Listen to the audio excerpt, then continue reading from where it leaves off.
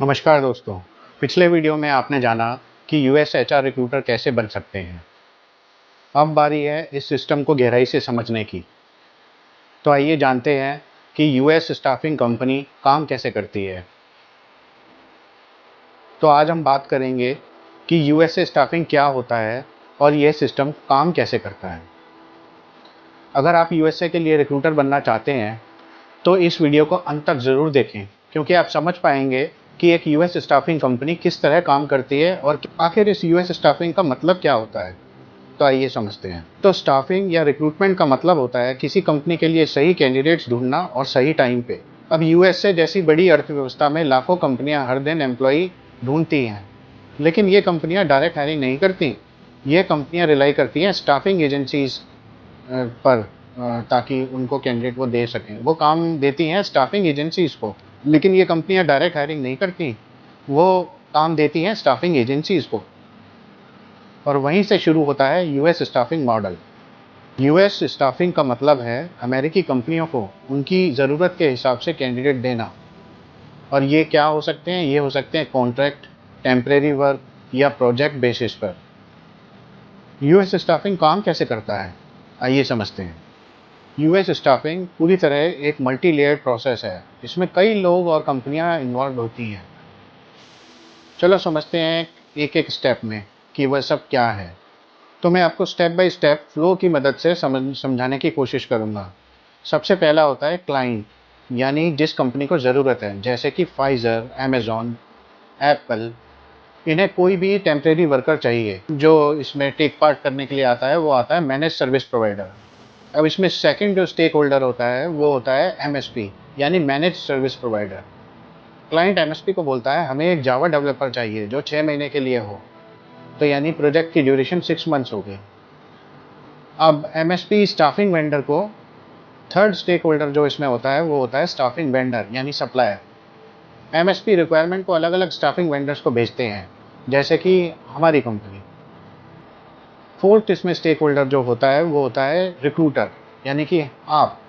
अब आप उस जॉब के लिए रेज्यूमे सर्च करते हैं, कैंडिडेट से बात करते हैं और उनको शॉर्टलिस्ट कर एमएसपी को भेजते हैं।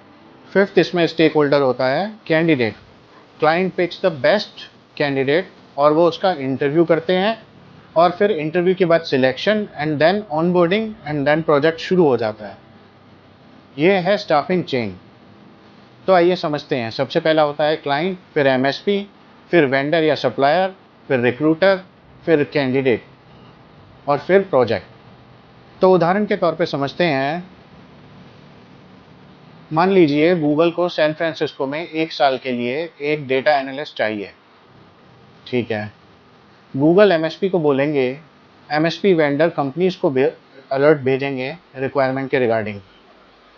अब आप इंडिया से काम करते हुए उस रिक्वायरमेंट पर रिज्यूमे ढूंढते हैं, कैंडिडेट को कॉल करते हैं, स्क्रीन करते हैं और सबमिट करते हैं एमएसपी को।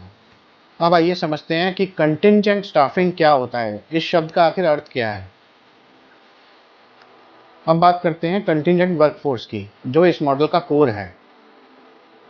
कंटिंजेंट स्टाफिंग वह कर्मचारी है जो परमानेंट नहीं होते, बल्कि लिमिटेड टाइम के लिए हायर किए जाते हैं।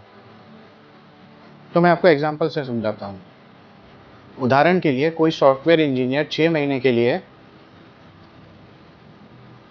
काम करेगा, या कोई फार्माकोविजिलेंस एसोसिएट 1 साल के लिए काम करेगा, या फिर कोई क्यूए टेस्टर एक प्रोजेक्ट के लिए काम करेगा। तो ये सभी क्या हुए? ये हुए कंटिंजेंट वर्कर्स, कंटिंजेंट वर्कफोर्स। ये लोग क्लाइंट के लिए काम करते हैं, लेकिन टेक्निकली स्टाफिंग कंपनीज के पेरोल पे होते हैं। तो अब आप समझ गए होंगे कि स्टाफिंग कंपनीज की क्या भूमिका है। तो आइए अब समझते हैं टाइप्स ऑफ कंटिंजेंट वर्कर। कितने तरीके के कंटिंजेंट वर्कर हो सकते हैं। W2 एम्प्लॉयज़ जो कि यूएसए बेस्ड होते हैं, ठीक है। C2C कॉन्ट्रैक्टर्स जो कि एक स्टाफिंग कंपनीज के द्वारा दूसरी स्टाफिंग कंपनीज को प्रोवाइड किए जाते हैं, लेकिन वो क्लाइंट के लिए काम करते हैं। इसमें पेरोल वही कंपनी रन करती है जो एंड स्टाफिंग कंपनी होती है। अब हो सकते हैं इंडिपेंडेंट 1099 कॉन्ट्रैक्टर्स जो कि अपना टैक्स टर्म खुद फाइल करते हैं। मैं अगले कई आने वाले वीडियोस में विस्तार से समझाऊंगा यूएस टैक्स टर्म्स को, क्योंकि वो भी बहुत कॉम्प्लेक्स है।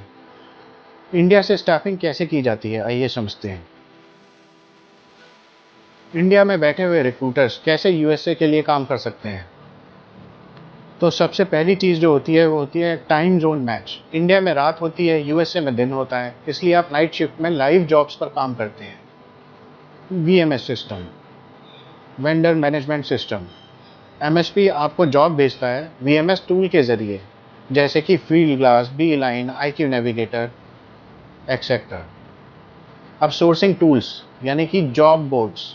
आप रेज्यूमे सर्च करते हो like Dice, Monster, CareerBuilder, TechFetch, LinkedIn इत्यादि। अब सेकंड जो बारी आती है वो आती है स्क्रीनिंग एंड कॉलिंग की। आप कैंडिडेट से कॉल करके टेक्निकल स्क्रीनिंग करते हो, फिर प्रोफाइल एमएसपी को भेजते हो। आप एप्लीकेंट ट्रैकिंग सिस्टम जैसे कि सीपैल, जॉब डिवा या बुलहॉर्न में सब कुछ रिकॉर्ड करते हो। तो दोस्तों, अब आप समझ गए होंगे कि एक यूएस स्टाफिंग कंपनी सिर्फ एक नौकरी नहीं, एक प्रोसेस है, एक इकोसिस्टम है जो कि इंडिया से ऑपरेट कर रहा है, जिसमें इंडिया से बैठकर लाखों लोग अमेरिका के लिए हायरिंग कर रहे हैं और अमेरिकी इकोनॉमी की का हिस्सा बनते हैं।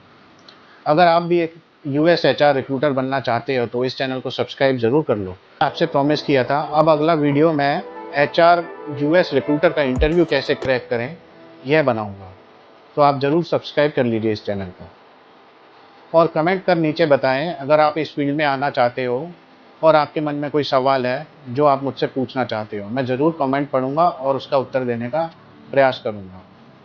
मिलते हैं अगले वीडियो में, तब तक के लिए जय हिंद और सीखते रहिए।